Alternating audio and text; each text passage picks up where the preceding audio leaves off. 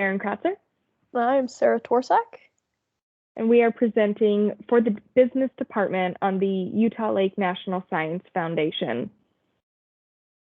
So we're just going to pull up our presentation and then we will get started.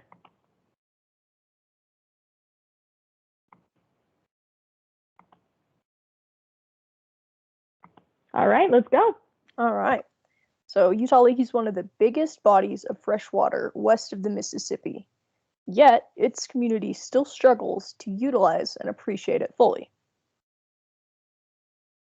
To understand Utah Lake, you really have to understand the history. As you can see on these photos, all three of these photos showcase a different business that was once thriving on Utah Lake. On the left side of the screen, you can see the SS Showboat, which is a flat bottom boat used to take tours around Utah Lake. At one point, it said that it had over 200 people on it doing dances out on the middle of the lake for 50 cents per person. In the bottom right corner, you can see the slide at the Geneva Resort that used to be in Provo Bay, and above the Saratoga Mineral Baths, which were pools of water powered by the natural springs in the area. However, due to overfishing and pollution and industrialization near the lake, Utah Lake isn't nearly as popular or as used as it once was. Currently, the lake struggles with two main problems: the public's negative perception and the lack of amenities. Some of the concerns are the smell and the look of the lake, as well as no maintained amenities outside of the main marinas. As you can see in this slide, many access points of Utah Lake are ill-maintained. There are current volunteer programs to adopt access points, but due to lack of funding, there's a lack of consistency. So that led us to the main research question that we used in our project, in our approach to the lake. How might we use businesses and amenities to fully utilize the lake and help restore its place at the center of Utah communities? Our research that we conducted mainly had three different methods. First was archival research, looking at the history of businesses around the lake, and then firsthand experience at the lake. Sarah and I went to all 27 access points that are available for public access. And then lastly, we did survey distribution. This was our main method in gathering information from the public. Our survey consisted of 15 questions that focuses on businesses and resources that the public would like to see on the lake. And then we really have to give a shout out to the Utah Lake Commission. They really helped us get the amount of responses we did. We had 600 responses in about a week's time because they were able to post it on their social media pages and then also in their newsletter that they send out via email once a month. Many of the responses that we received within our survey voiced concerns about the lake being nasty, polluted, and undesirable. What you see on this slide are actual screenshots of the survey takers. Some people said that the lake is nasty smelling, that they don't like the toxic algae. Some people called it a cesspool, and one person even went so far as to call it a catfish graveyard. But that being said, we did find that our research still provided many positive results to assist us.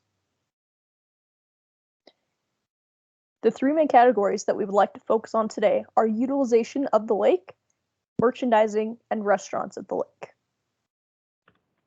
Some of our major results demonstrated that we discovered, some of the major results we discovered say that 33% of people who took our survey responded that they strongly disagree, and 29% somewhat disagree that the lake is being utilized well by surrounding communities. And then one of the main issues that comes up with the lake is that there's not necessarily a lot of funding.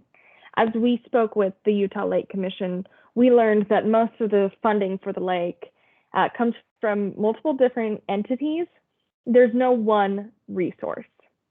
And so we brought up the idea of Utah Lake themed merchandise. Not only does this help create revenue to restore the lake and also to provide other activities on the lake, but also it can help combat the negative perception that the public have about the lake.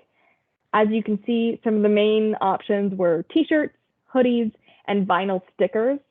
I don't know about you, but I would love a sticker on a Hydro Flask.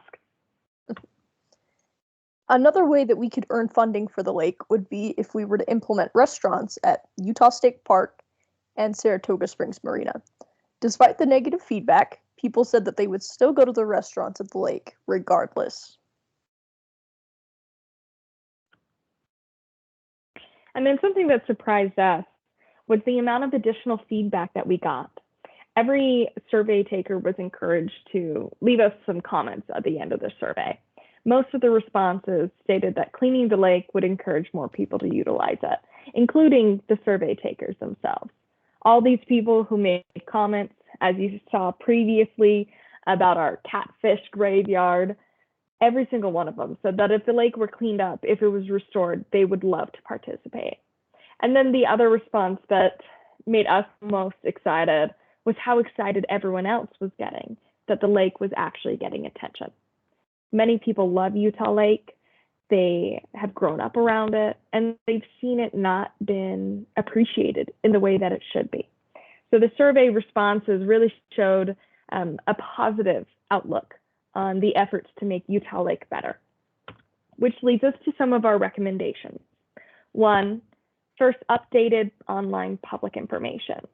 Current access to that information is mainly available through the Utah Lake Commission. They have a map of the access points. However, Google search doesn't give a lot of options and can often lead to confusing websites that aren't maintained or updated for today's digital natives.